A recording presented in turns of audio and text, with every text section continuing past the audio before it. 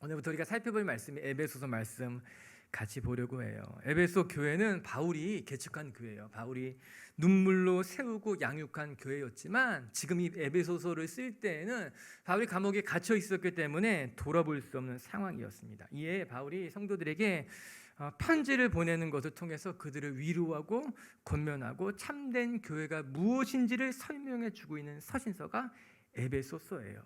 바울의 다른 편지들을 읽어보게 되면은 교회의 문제에 대한 답변들로 쓰여진 서신서가 많았습니다. 교회에 문제가 생겼으니까 그 문제를 해결하기 위해서 바울이 편지를 썼는데 에베소서는 교회에 문제가 있었다기보다는 오히려 교회란 참된 교회가 무엇인지를 가르쳐주기 위해서 또 하나님이 세우신 이 교회가 얼마나 우리에게 소중한 교회인지를 가르쳐주기 위해서 쓴 책이 에베소서예요. 그래서 이 에베소서를 읽어보게 되면요, 교회란 무엇인가, 교회가 어떠한 역할을 감당해야 되는가, 교회론에 대한 매우 중요한 메시지가 많이 담겨져 있습니다.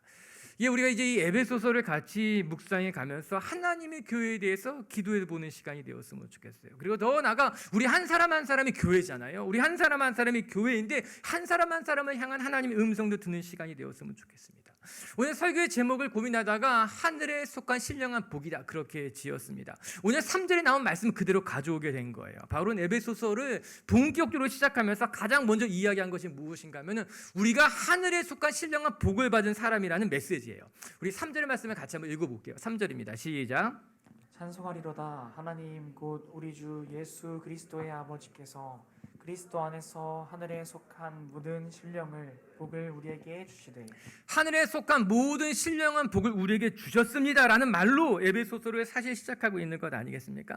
이 한 절의 말씀이 에베소서를 풀어가는 데 있어서 에베소서를 이해하는 데 있어서 매우 중요한 말씀이 될 수 있어요. 바울이 왜 이렇게 썼을까요? 우리는 하늘에 속한 신령한 복을 받은 사람이다. 그것은 아마도 에베소서 성도들 중에 이 사실을 깨닫지 못한 사람들이 있었던 거예요. 아니, 알고 있다 하여도 종종 이 사실을 의심하고 있었던 사람들이 있었다는 말입니다. 그렇기 때문에 바울은 이야기하고 있는 거예요. 여러분들 잊으면 안 됩니다. 여러분 반드시 깨닫고 기억해야만 됩니다. 우리는 어떤 사람인가? 우리 교회는 어떤 교회인가? 하늘에 속한 신령한 복을 받은 교회가 우리 교회입니다. 여러분 한 사람 한 사람은 하나님의 신령한 복을 받은 사람들이라는 것을 기억해야 된다라고 하는 것이에요. 뿐만 아니라 이 사실을 통해서 우리는 이 고난을 이겨나갈 수 있게 되는 것이죠. 우리 비치교회 성도들에게도 이 사실을 먼저 이야기하고 싶어요. 사랑하는 비치교회 성도들 여러분 한 사람 한 사람은 하늘에 속한 신령한 복을 받은 사람들이에요. 우리가 하나님의 자녀가 되는 순간 우리에게 하나님의 복이 임했다라고 하는 것입니다. 여러분 어떻게 생각하십니까? 스스로 생각하기를 나는 하늘에 속한 신령한 복을 받은 사람이라고 생각하고 있습니까? 아니면 나는 아무 복도 받지 못한 것만 같아라고 그렇게 낙심하며 불평하며 살아가고 있습니까?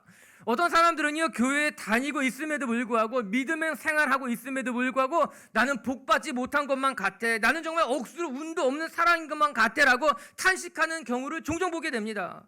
이들의 이야기는 한결같이 굉장히 비슷합니다. 무조건 다 비교하면서 살아가게 됩니다. 아, 저 사람은 정말 복도 많고 저 사람은 운도 좋고 저 사람은 이것저것 다 잘 풀리는 것만 같은데 나만 보면 나는 유독 복이 없는 것 같고 나는 유독 운이 없는 것 같고 나는 유독 잘 되는 것이 없는 것만 같다라고 스스로를 불쌍하게 생각하면서 낙심하며 살아가게 되더라고요. 우리 비치교회 식구들은 어떨까 생각해 보게 됩니다. 여러분 정말 복을 받지 못한 사람들 같아요? 그래서 남들과 비교해 가면서 스스로 절망하며 살아가고 있는 거예요. 그렇다면 오늘 말씀을 귀 기울여 보시기 바랍니다. 바울의 이야기처럼 우리는 어떤 존재인가 하면 우리는 하늘에 속한 신령한 복을 받은 사람들인 거예요. 지금 내가 그것을 깨닫고 있던 깨닫고 있지 못하던 간에, 아니 심지어 여러분이 이 사실을 의심하고 있다 할지라도 분명한 사실은 우리는 하늘에 속한 신령한 복을 받은 사람이라고 하는 거예요.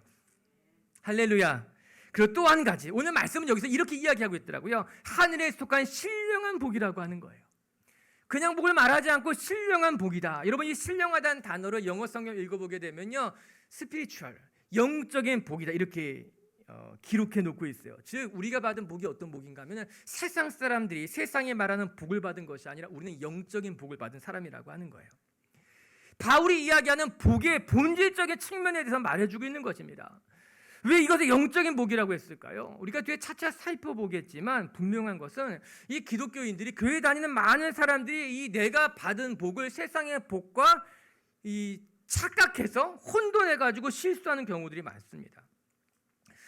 우리가 받은 복은요, 세상의 복과 좀 다른 거예요. 우리는 신령한 복을 받은 사람들, 영적인 복을 받은 사람들이라고 하는 거죠. 이것을 놓치고서는 교회에 다니면서 자꾸만 세상의 복을 바라기 때문에 신앙에 힘이 없게 되는 거예요. 쉽게 낙심하는 경우도 많고, 더 나아가 기독교가 오염되기도 하는 것 아니겠습니까?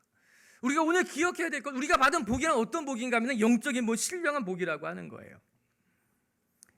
로또에 맞고 사고를 쳐도 문제가 생기지 않고 죄를 지어도 들키지 않는 그런 복을 받은 것이 아니라, 우리가 받은 신령한 복이란 무엇인가 하면 하나님의 자녀가 되었다라고 하는 거예요. 우리가 여러 가지 고난을 받지만 나도 모르는 평안함이 우리 마음에 가득하다라고 하는 거예요. 그 평안함으로 말미암아 고난을 뚫고 나갈 수 있는 힘이 우리 가운데 일어나고 있다라고 하는 거예요. 그리고 이 하나님이 주신 평안함으로 세상을 감당할 만한 능력도 생기는 것, 그것을 가리켜서 우리는 신령한 복, 영적인 복, 하나님의 자녀들이 받은 복이라고 성경이 이야기하고 있는 건 아니겠습니까? 오늘도 여러분이 이 신령한 복, 하나님이 주시는 세상에 줄 수 없는 이 복으로 말미암아 여러분 가정에서도, 여러분 일터에서도, 여러분 삶의 자리에서도 이 신령한 복으로 빛과 소금의 역할을 감당하고 세상을 넉넉히 이기는 하나님의 자녀들 되시기를 주의 이름으로 축복합니다. 따라해 보세요. 나는 신령한 복을 받은 사람입니다. 당신도 신령한 복을 받은 사람입니다. 우리는 모두 신령한 복을 받은 사람입니다.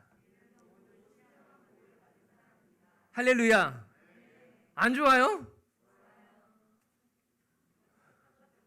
저희 말씀을 준비하면서 이거 어디서 준비했겠습니까? 저 멀리서 준비한 거예요. 오래 준비한 거예요. 무슨 말씀을 여기 와서 처음 여러분과 나눌까 고민 많이 하다가 이 말씀 묵상해 가면서 막 가슴이 뛴 거예요. 아, 그렇지. 우리가 이거 잊으면 안 되겠다. 우리 성도들에게 이 말씀 반드시 나누고 반드시 이 말씀 붙들고 살아가야 되겠다. 우리는 하늘의 신령한 복을 받은 사람이다. 할렐루야. 그 하늘의 신령한 복이 무엇일까요? 첫 번째 바울이 말하는 것은 하나님이 우리를 향한 놀라운 계획을 가지고 있다는 사실입니다.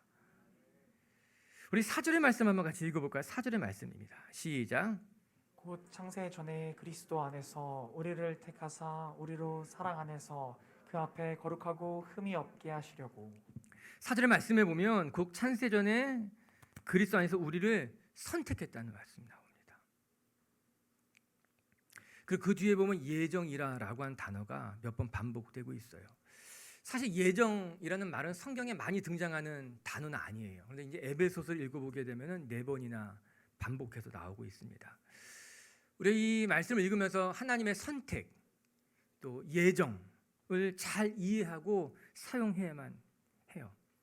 이 말씀을 잘 이해하려면 이 말씀이 어디에서 쓰였는지를, 어디에서 사용되었는지를 보는가가 굉장히 중요합니다. 왜냐하면 단어라고 하는 것은 사실 누가 어디에서 사용되었는가에 따라서 의미가 굉장히 많이 바뀔 수 있거든요. 그래서 말은 어디에서 어떻게 사용하는가가 중요해요. 그래서 성경을 읽어보게 되면은 경우에 합당한 말이라고 나오잖아요. 경우에 합당한 말은 은쟁반에 구슬과도 같다, 이렇게 칭찬하고 있는 것 아니겠습니까? 여러분, 유치원 아이들을 데려다 놓고서 어려운 단어를 써가면서 이야기하는 것은 경우에 합당한 말이 되지 않습니다. 그냥 자기 지식을 자랑하는 것뿐 아니겠습니까? 오히려 오해를 불러일으킬 수도 있는 거예요.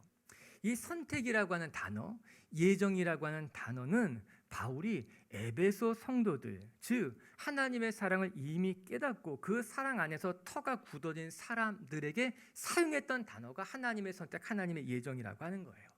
믿지 않는 사람에게 에베소서 쓰지 않았습니다. 이미 잘 믿고 하나님의 사랑을 깨달았던 사람들에게 바울은 예정과 선택이라는 말을 사용하고 있는 거예요. 그래서 하나님한테 내가 선택받았다는 말은 믿지 않는 사람들한테 자랑하는 데 쓰이는 말이 아니라 믿는 사람들 안에서, 교회 안에서 하나님 앞에 감사하면서 사용하는 말이 하나님 나를 선택하셨습니다. 하나님이 내 인생을 예정하시고 하나님이 내 삶의 선한 뜻을 가지고 계십니다라는 말인 거예요.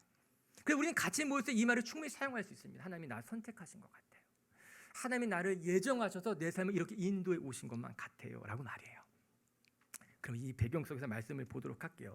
하나씩 살펴보게 되면 바울은 에베소 성도들에게 하나님이 우리를 택하셨다, 선택하셨다고 말씀하고 있습니다. 그것도 창세 전부터 말입니다. 이 말이 주는 의미가 무엇일까요? 이 말씀 속에 숨겨진 비밀이 하나 담겨져 있는데, 그 뜻은 하나님이 우리를 선택하셨다는 것은 하나님이 우리를 향한 계획이 있다는 거예요. 계획이 있기 때문에 선택하는 거죠. 계획이 뜻이 있기 때문에 결정하는 것 아니겠습니까? 즉 바울은 교회라는 것을 설명하는 데 있어서 하나님의 교회가 오순절 성령 강림 사건으로 말미암아 우연히 만들어진 것이 아니라 그 모든 것이 하나님의 계획 속에 있었다라고 하는 거예요. 바울이 에베소에 찾아가서 에베소에 복음을 전하고 에베소의 교회가 세워진 것은 우연하게 일어난 사건이 아니라 하나님의 창세 전부터 예비해 놓으신 계획이었다라고 하는 거예요. 더 나가서 우리 한 사람 한 사람 이렇게 신앙을 가지고 여러분이 예배를 드리고 있고 이 빛의 교회에 모여서 함께 하나님 앞에 나아가는 건 역시도 우연히 어쩌다 보니까 우리 집이 이 근처이니까는 그냥 우연히 만들어진 것이 아니라 하나님의 창세 전부터 계획하셔서 준비하시고 우리를 이렇게 만나게 하시고 예배하게 하셨다는 것을 바울이 말씀하고 있는 것 아니겠습니까? 이런 우리가 무엇을 선택할 때도 우리 안에 뜻이 있잖아요. 계획이 있잖아요. 이유가 있고 목적이 있지 않습니까? 영화관 극장에 가서 영화 한 편 볼까 할 때도 우리 마음 가운데 계획이 있는 거죠. 보고 싶은 영화가 있고 내가 오늘 해야 할 일들이 있으니까 언제 보는 것이 나을까? 그 영화를 보고 나면 내가 무슨 일을 해야 되겠지라고 우리 마음 가운데 계획이 있으니까요. 그 시간대에 맞는 영화를 선택하고 뭐 보고 나오고 하는 거죠. 그다음 모든 것이 모든 선택에는 뜻이 있고 계획이 있다는 거예요. 그 계획에 따라서 결정하고 선택하게 되는 것이죠. 하나님 역시도 우리를 선택했다라고 하는 것은요. 여러분 한 사람 한 사람에게 하나님의 계획이 있는 거예요. 뜻이 있어요. 그 뜻에 따라 여러분을 선택했다라고 하는 것입니다. 여러분 교회는 우연히 만들어지지 않았어요. 우리 한 사람 한 사람도 여기 우연히 있는 것이 아니라 하나님의 계획 속에 있다라고 하는 것입니다. 저 여러분에게 이 말씀을 꼭 드리고 싶어요. 무슨 이야기인가 하면은 여러분 하나님이 우리 인생을 인도하실 때도요. 되는 대로 인도하시지 않습니다. 그냥 되는 대로 우리의 삶을 인도하시지 않아요. 아, 얘가 이런 학교에 갔으니까는 이런 데 취업시키고 이런 데서 일하게 해야 되겠다. 아, 얘가 집을 이쪽으로 이사했으니까는 이렇게 하면 되겠다라고 하나님이 우리 인생을 되는 대로 인도해 가시는 분이 아니라고 하는 겁니다. 오히려 하나님은 우리의 발걸음 하나하나를 아주 정밀하게 뚜렷한 뜻과 목적을 갖추고 한 걸음 한 걸음 인도하시는 분이 하나님이라고 하는 거예요. 여러분 착각하면 안 됩니다. 나는 내 인생에 하나님이 그냥 되는 대로 내가 여기 왔으니까 하나님이 나 이렇게 인도하시고 내가 여기 갔으니까 나 이렇게 인도하신다고 생각하면 안 되는 거예요. 그 모든 발걸음 속에 하나님의 분명한 뜻이 있고 그 뜻에 따라서 한 걸음 한 걸음 인도에 가고 계신 거예요. 오늘 말씀에 이렇게 이야기 나옵니다. 창세전이라는 단어예요. 창세전이 무슨 뜻이에요? 좁게는 내가 만들어지기 전에 라지만 그것보다 더 큰 의미를 바울은 두고 있죠. 창세전에 온 세계가 만들어지기 전에 하나님이 계획하셨다라고 하는 것입니다. 아주 중요한 단어일 것입니다. 하나님께서 우리에게 계획을 가지고 계시는데 그 계획은 온 우주가 만들어지기 전에 이미 가지고 계셨던 계획이라고 하는 겁니다. 즉 하나님께서 교회를 세우실 때는 이미 하나님이 온 우주를 온 세상을 만드는 그 창세 전에 하나님의 교회에 대한 계획이 프로젝트가 있었던 거예요. 내가 이 세상을 창조하고 그렇게 흘러가다 보니까는 교회가 필요해서 하나님의 교회를 만들어 주신 것이 아니라 하나님의 머릿속에는 하나님의 가슴 속에는 하나님의 시간과 하나님의 계획 속에는 이미 하나님의 교회에 대한 계획이 있었던 거예요. 빛의 교회에 대한 계획이 있었고 여러분 한 사람 한 사람에 대한 계획이 창세전에 가지고 있었다는 거예요. 이거 우리의 삶에 적용이 되는 것 아니겠습니까? 여러분 하나님께서 우리가 태어났으니까 우리에게 선한 계획을 가지고 계실까요? 그렇지 않습니다. 아니 천정훈이 태어났으니까 얘에게 귀한 계획을 가져야겠다라고 생각하신 것이 아니라 내가 태어나기 전부터 하나님이 나에 대한 계획을 가지고 계셨다는 거예요. 온 우주가 만들어지기 전에 이미 저와 여러분에 대한 계획을 가지고 있다라고 하는 거예요. 이 말씀이 예레미야 선지서를 읽어보게 되면 잘 나와 있어요. 하나님이 예레미야 선지자에게 이렇게 말씀하십니다. 예레미야 1장 4절 5절 말씀 한번 읽어볼게요. 시작. 여호와의 말씀이 내게 임하니라 이르시되 내가 너를 태에 짓기 전에 너를 알았고 내가 배에서 나오기 전에 너를 성별하였고 너를 여러 나라의 선지자로 세웠노라 하시기를. 하나님이 두려워하는 불안해하는 예레미야에게 뭐라고 말씀하십니까? 내가 모태에서 너를 짓기 전에 내가 너를 알았다는 거야. 아니 만들어지기 전에 어떻게 압니까? 존재하지도 않는데 어떻게 압니까? 어떻게 하는 하나님의 계획 속에 알고 있는 거예요. 하나님은요 무너져가는 이스라엘을 회복하기 위해서 예레미야를 미리 예비해 놓으신 거예요. 이스라엘이 무너질 그때 내가 예레미야를 누구의 태에 보내서 그를 세상에 태어나게 하고 그를 통해 이스라엘에게 하나님의 말씀을 전하겠다라고 하는 이 계획이 하나님의 계획 속에 하나님의 마음 속에 있었던 거예요. 그래서 예레미야를 태어나게 하신 거죠. 예레미야를 통해서 일하시고 있는 것 아니겠어요? 사랑하는 빛의 교회 성도 여러분, 오늘도 우리 인생에 저 여러분의 인생에 하나님의 선한 뜻과 계획이 있음을 잊지 않게 되기를 바랍니다. 지금 우리가 처했던 형편이나 상황 때문에 급급해하거나 불안해하는 것이 아니라 오직 하나님의 말씀, 하나님의 언약을 붙들고서 하나님이 내 삶을 예비하시고 하나님이 내 삶에서 일하실 것이라는 것을 기억하며 우리는 우연히 만들어진 존재도 아니고 세상에 던져진 존재도 아니고 하나님의 뜻과 계획에 담긴 존재임을 기억하며 신령한 복을 누리는 성도님들 되시길 주의 이름으로 축복합니다. 두 번째, 하늘에 속한 신령한 복이 또 무엇인가 하면은 하나님 우리를 하나님의 자녀 삼아 주셨다는 거예요. 5절의 말씀 읽겠습니다. 시작. 그 기쁘신 뜻대로 우리를 예정하사 예수 그리스도로 말미암아 자기의 아들들이 되게 하셨으니 말씀 한 단 한 단어 빼먹을 것이 없습니다. 그 기쁘신 뜻대로 우리를 예정하사, 하나님이 예정하신 것이 하나님의 뜻인데 그냥 뜻이 아니라 기쁘신 뜻이라고 하는 거예요. 그로 말미암아 우리를 하나님의 아들들이 되게 했다, 그렇게 이야기하고 있죠. 우리가 복수니까 하나님의 아들, 단수로 말할 때는 예수 그리스도를 지칭하지만 하나님의 아들들이라 말할 때는요 예수 그리스도를 말미암아 하나님의 자녀된 우리 모두를 지칭하고 있는 건 아니겠습니까? 이것이 바울이 에베소 성도들에게 전해주는 두 번째 신령한 복인 거예요. 우리가 하나님의 자녀가 되었다라고 하는 것입니다. 어쩌면 이 말씀은 바울이 이야기하고 싶었던 신령한 복의 가장 중요한 요소일 수 있을 거예요. 사실 이 이야기는 그 당시 사람들에게는 매우 충격적인 뉴스, 충격적인 말일 거예요. 예수님이 십자가에 달려 돌아가실 때도 유대인들은 무엇으로 공격했는가? 예수님이 나는 하나님의 아들이라고 말한 것으로 예수님을 공격하고 예수님을 십자가에 못 박을 빌미를 삼았습니다. 참담하다라고 하는 거예요. 어떻게 하나님의 아들이라 스스로 이야기할 수 있는가? 유대인들은 거룩하신 하나님의 이름조차 부르지 못했습니다. 그런데 예수라는 청년이 나타나서 자신이 하나님의 아들이라고 이야기하는 것을 견딜 수 없었던 겁니다. 그건 불경건한 일일 뿐만 아니라 있을 수 없는 일이다. 그래서 예수를 십자가에 못 박으라라고 하는 거예요. 그러나 바울은 이 비밀을 깨닫고 있었던 겁니다.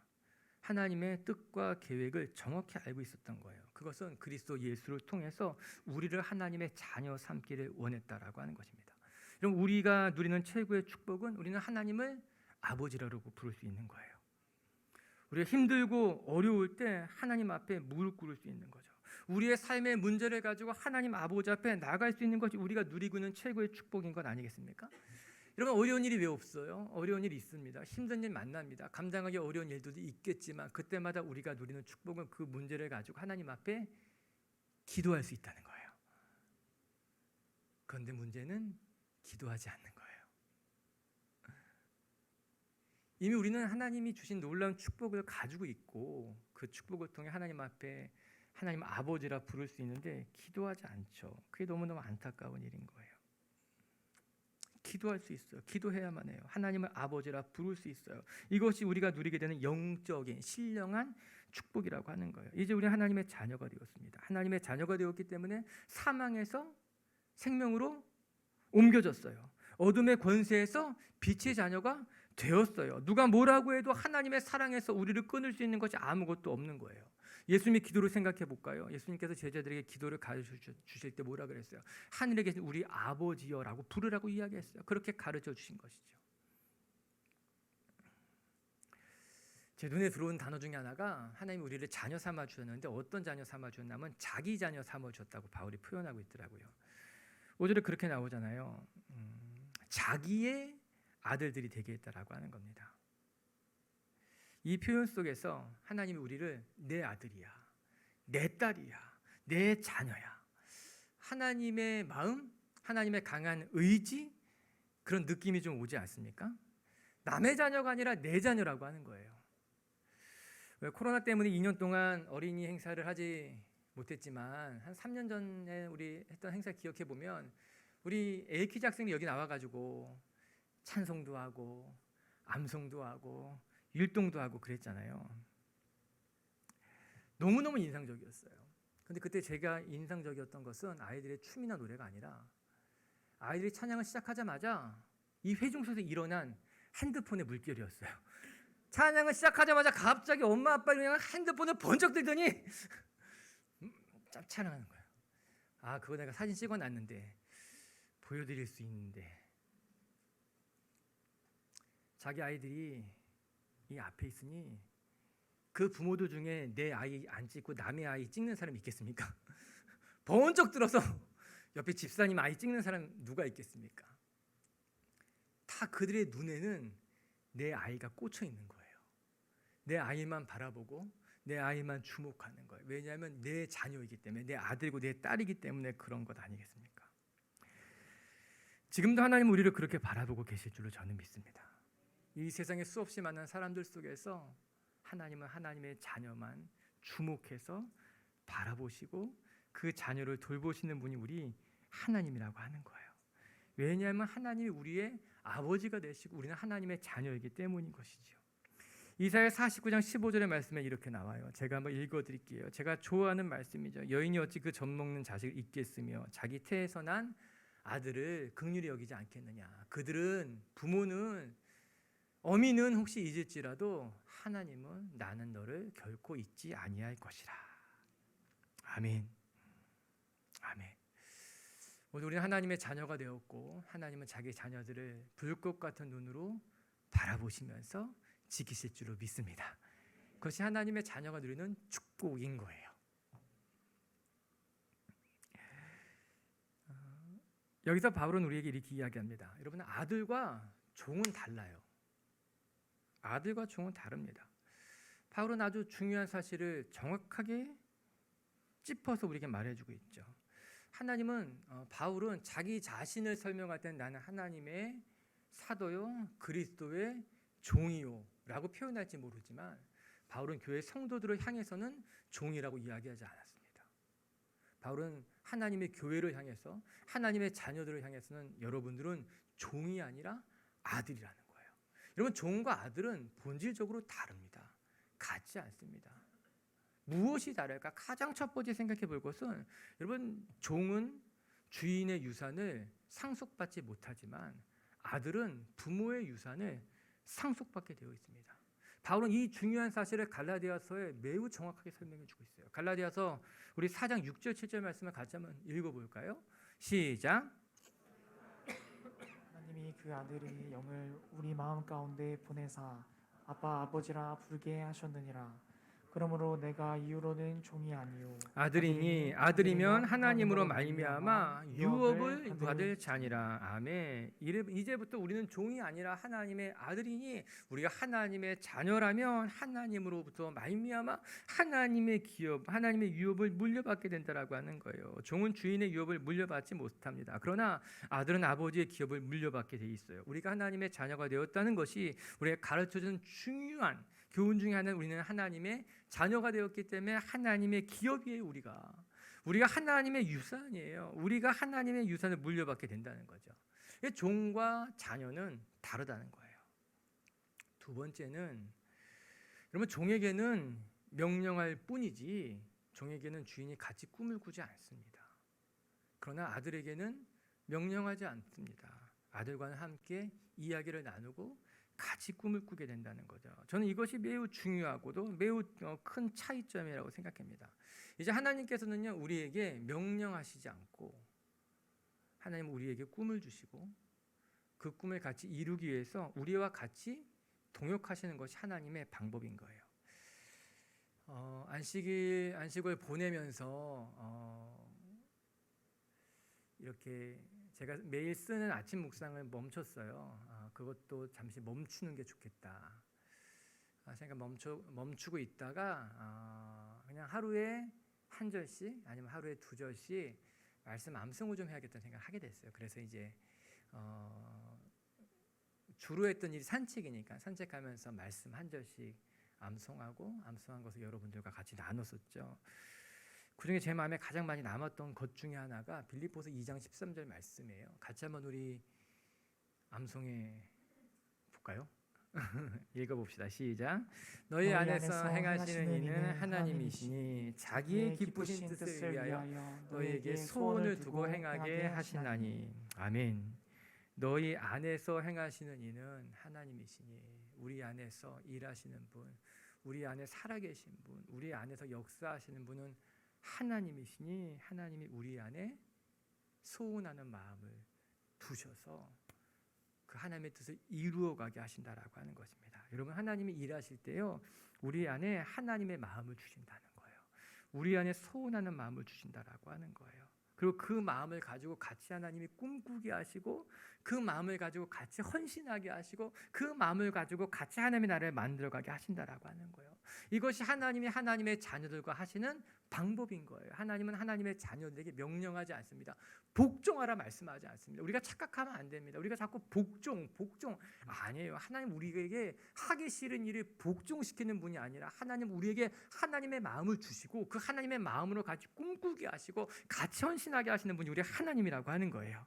왜냐하면 우리는 하나님의 종이 아니라 하나님의 아들이기 때문인 거예요. 하나님의 마음을 우리에게 가르쳐 주시는 분이 우리 하나님이라고 하는 것이죠.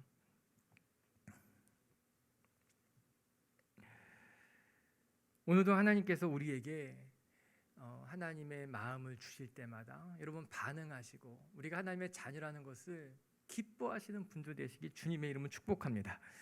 흥미로운 것은 초대교회가 핍박을 당할 때 이 사실이 어떤 작은 빌미가 됐어요. 큰 빌미가 됐어요. 실은요. 외부인들이 볼 때 기독교인들이 근친상간을 한다고 생각하게 된 거예요. 왜냐하면 아니 저 사람들을 가만히 들여다보니까는 아버지한테도 아버지의 친구한테도 형제라고 하고 처음 만난 사람들끼리 자매님이라고 하고 형제님이라고 하고 저들은 뭐하는 집단이지? 오해하게 된 거예요. 우리는 그리스도 안에서 우리가 하나님의 다 같은 자녀이기 때문에 우리는 형제님, 자매님. 사실 이 말씀이 우리의 가장 영광스러운 호칭 아니겠습니까? 장로, 권사, 목사, 집사 이것보다도 우리가 하나님의 자녀가 되었기 때문에 형제님, 자매님 이 호칭은 우리에게 매우 영광스러운 호칭이죠. 그런데 그것을 외부 사람들이 바라보면서 오해한 거예요. 아니 핍박이 빌미로 삼은 거야. 저들이 근친상간하는 집단인가 보다. 저들은 족보도 없고 아비 어미도 없는 그런 집단인가 보다. 저들은 흉악한 불이다. 영적인 진리를 알지 못했던 거예요. 영적인 진리는 무엇인가 하면 우리는 하나님 안에서 같은 하나님 아버지 안에서 우리가 한 자녀라는 이 영적인 비밀을 세상 사람은 알지 못했던 것이죠. 그러나 오늘 성경 우리에게 가르쳐주고 있는 건 우리는 하나님 안에서 같은 형제요 자매 하나님의 자녀가 되었다라고 하는 겁니다. 아멘. 옆에 분하고 한번 인사해 봅시다. 하나님의 자녀가 된 것 정말 축하합니다.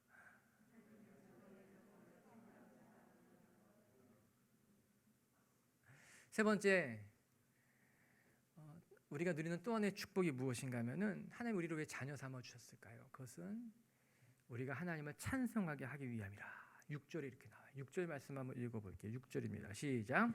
이는 그가 사랑하시는 자 안에서 우리에게 거저 주시는 바 그의 은혜의 영광을 찬송하게 하려는 것이라.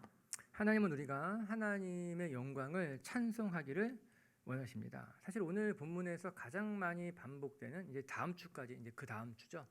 에베소서 1장 3절부터 우리가 14절까지 말씀을 읽어보면서 가장 많이 반복되는 단어가 이 말씀이에요. 하나님의 영광과 찬송을 되기 위함이에요. 하나님의 영광과 찬송을 하기 위함이다라고 말이에요.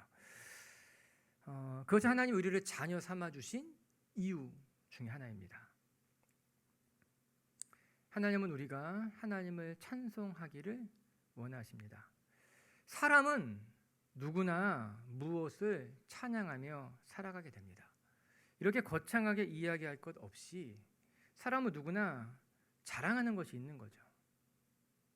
어떤 사람은 내가 오늘 먹은 음식을 자랑하고, 어떤 사람은 내가 오늘 입고 있는 옷을 자랑하고, 어떤 사람은 내가 가진 것을 자랑하고, 어떤 사람은 내 주변에 있는 사람들을 자랑하며 살아가잖아요.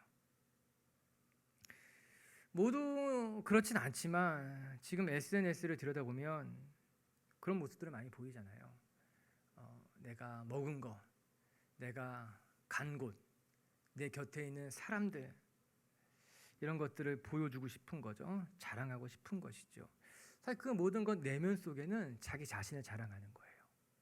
나를 자랑하고 나를 드러내고 나를 찬양하고 나를 경배하는 거죠. 이것에 대해서 아주 중요한 교훈이 예레미야서에 하나 등장합니다. 우리 예레미야 말씀 한번 읽어볼까요? 예레미야 9장 23절 24절 한번 읽어볼게요. 시작. 여호와께서 이와 같이 말씀하시되 지혜로운 자는 그의 지혜를 자랑하지 말며 용사는 그의 용맹을 자랑하지 말. 부자는 그의 부함을 자랑하지 말라. 자랑하는 자는 자는 이것으로 자랑할지니 곧 명철하여 나를 아는 것과 나 여호와는 사랑과 정의와 공의를 땅에 행하는 자인 줄 깨닫는 것이라. 나는 이 일을 기뻐하노라. 여호와의 말씀이니라. 나는 이 일을 기뻐하노라. 즉 오직 하나님만 자랑하고 하나님만 즐거워하고 하나님만 높이는 것을 하나님이 기뻐하신다라고 하는 거예요. 지혜로운 자는 지혜를 자랑하지 말며 용사는 자기 용맹을 자랑하지 말며 부한 자는 자기의 부여함을 자랑하지 말라라고 하는 거예요. 지혜가 없는 사람이 지혜가 있는 척하면 그건 거짓말인 거예요. 용맹스럽지 못한 사람이 용맹스러운 척하면 그건 가소로운 일인 거예요. 부하지도 않은 사람이 자기가 부자인 척 말하면 그건 허영인 거예요. 허풍인 거예요. 그러나 지혜가 있다면 지혜를 자랑할 만할 수 있겠지요. 용맹스러운 사람이라면 자기의 용맹을 자랑해도 그건 뭐 거짓말이 아닌 것 아니겠습니까? 그런데 성경은 무엇이라고 말합니까? 너 지혜로워도 너의 지혜 자랑할 것이 없다는 거예요. 너 용맹스럽다 할지라도 그건 너의 용맹을 자랑할 필요가 없다라고 하는 거예요. 내가 아무리 부해도 그 부가 너의 것이 아니라고 하는 거예요. 그렇기 때문에 자랑할 것이 아무것도 없다라고 하는 것이죠. 오직 우리가 자랑할 것이 무엇인가? 그것은 우리가 하나님을 아는 것, 우리가 하나님의 자녀가 되었다는 것, 하나님이 여전히 나를 붙들고 계시다는 것, 내가 하나님을 안다는 것, 그거 자랑하라고 하는 건 아니겠습니까? 우리가 오늘 자랑해야 될 것은 나의 지혜가 아닙니다. 나의 부함도 아닌 거예요. 우리가 오늘 자랑할 것은 하나님이 살아계시다는 거 자랑하는 거예요. 그 살아계신 하나님이 오늘도 나를 사랑한다는 것을 자랑하는 거예요. 오늘 뭐라고 말합니까? 하나님을 자랑하는 것, 하나님을 아는 것을 자랑하라는 거예요. 우리 하나님을 알아요. 몰라요?